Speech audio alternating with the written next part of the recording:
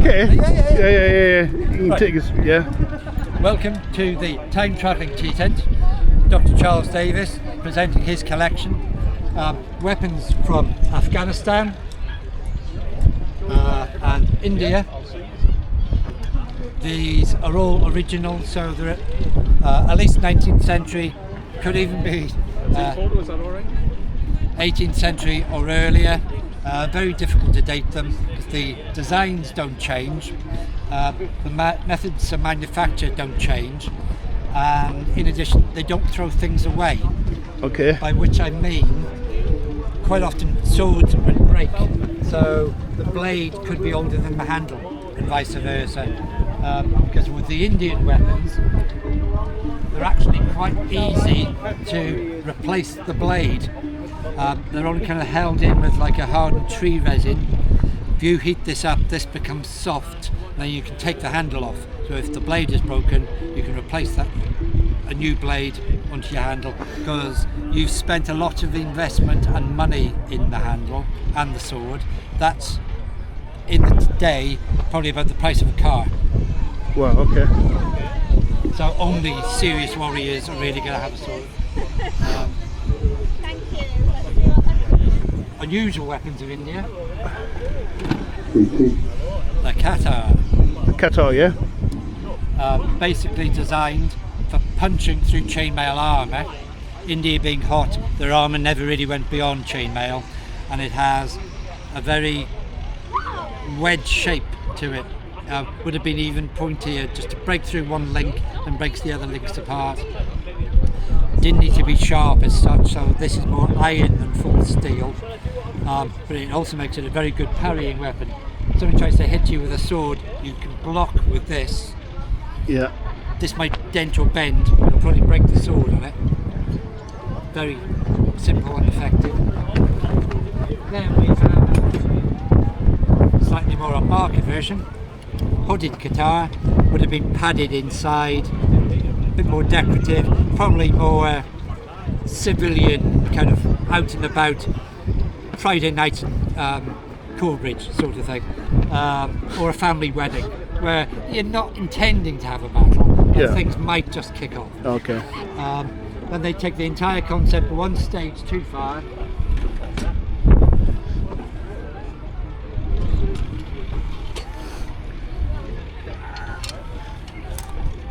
The Pata gauntlet sword. Very unusual weapon, no wrist movement, everything has to be big, slashing blows, and it's cavalry length, which is quite barking mad really, because if you're charging along on your horse, you strike at something and it sticks, you cannot let go in a hurry. Yeah.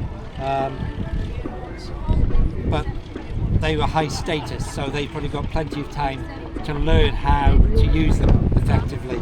It's probably a case of if you hit and it sticks, you drop your arm, tilt it, and as you ride past, it may flick out. Otherwise, you're going to be off your horse. Okay. So it might be that they're more like a weapon of rank. Follow the chap who's got one of these, and if he actually ends up fighting with it, things have probably gone wrong.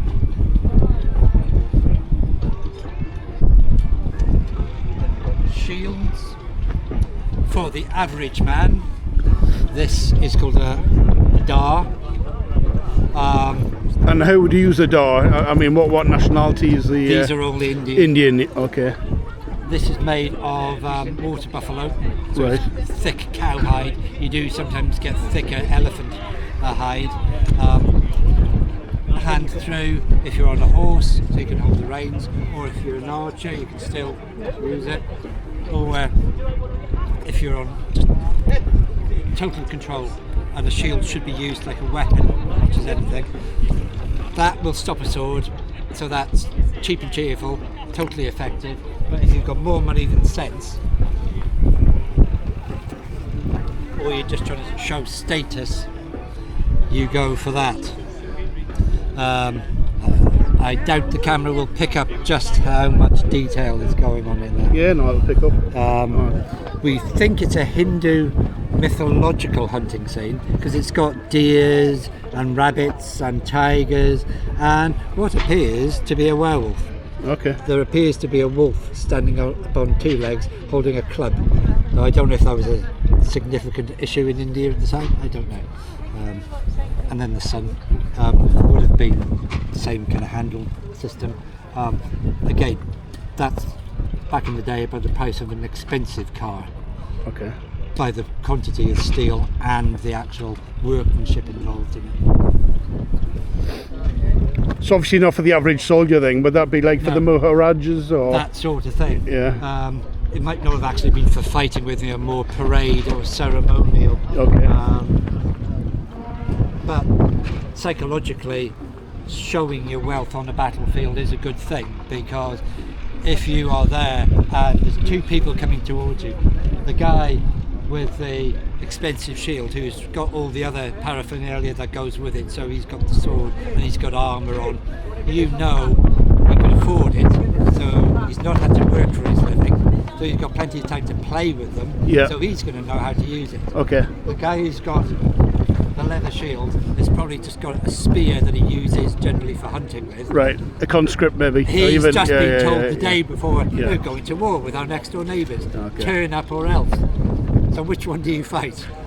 Well, he's the safe bet, but if you and your mates can get together and mob him, he's the one who's got all the money on him. So. Yeah, no, okay.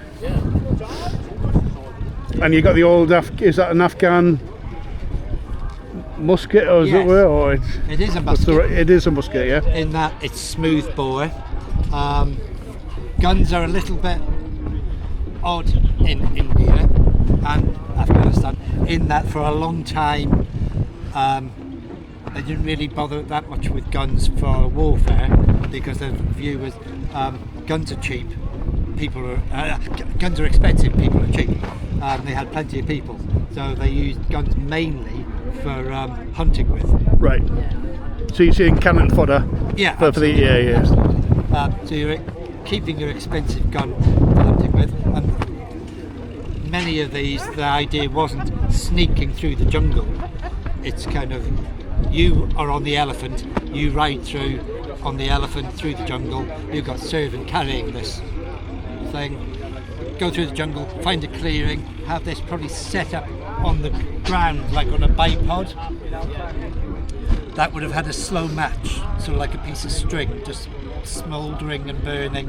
You've probably got a servant sat next to it whose sole job is to blow on the slow match and make sure it stays alight. You're having your picnic. You then feel like a bit of hunting. Signal to your people in the jungle who will scare the game across your line of fire.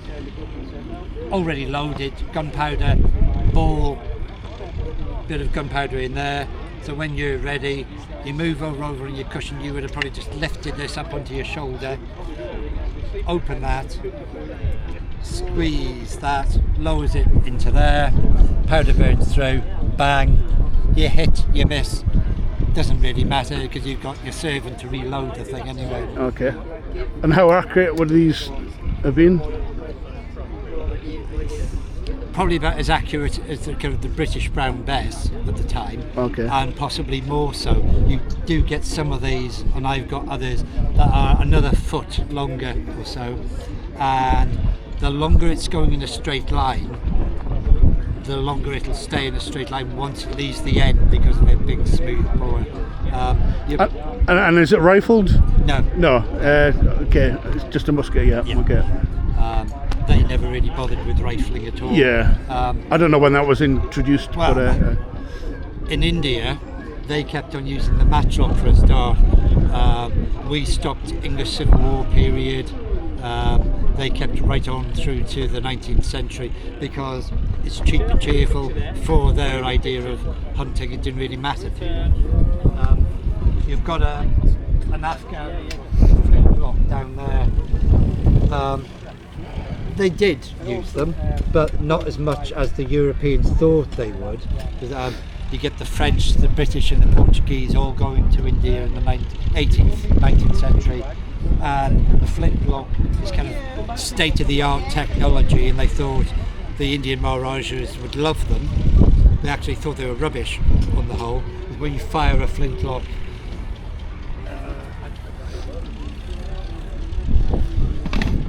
they will demonstrate with this gunpowder ball, bit of gunpowder in there. When you fire a flintlock, the flint which would be in there strikes that bit which is called the frizzen, creates sparks which then drop down into there, and it burns through. So it's then there's a slight pause, then it goes back. Okay. And these Maharajas took these things away to try hunting with them, and they said the Europeans, you're very sporting, you like to startle your target before you've actually shot it, because you get that big click which startles the bird away, and then it goes bang. With that, you would still have the pause, but you haven't got a huge click with the thing, and you could change your mind halfway down and sort of leave it rather than sort of a full spring.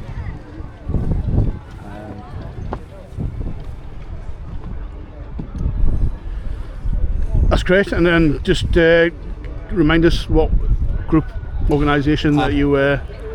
I am the time travelling tea tent, Yeah. operating with the British East India Company, who are over there, and I'm sure you will be talking to. They basically belong to us because we are representing the trading side. Right. We're making all our money by slowly sort of taking over India, though we didn't really want to, we just wanted to trade with it. Then growing opium in India so that we can get the Chinese addicted to it. Yes, and then yeah, we can get yeah. cheap tea. Yeah. Everyone's a winner. And what's the attire you're wearing at the moment? Is that East Indies or? It's kind of light for the sweltering hot conditions that we've got here. It's often the problem as a reenactor trying to do India in the pouring rain in England. Yeah. Or the wind as it is here, because our tent is suffering a little bit. Okay. That's great. Thank you very much. Pleasure. Call that a wrap.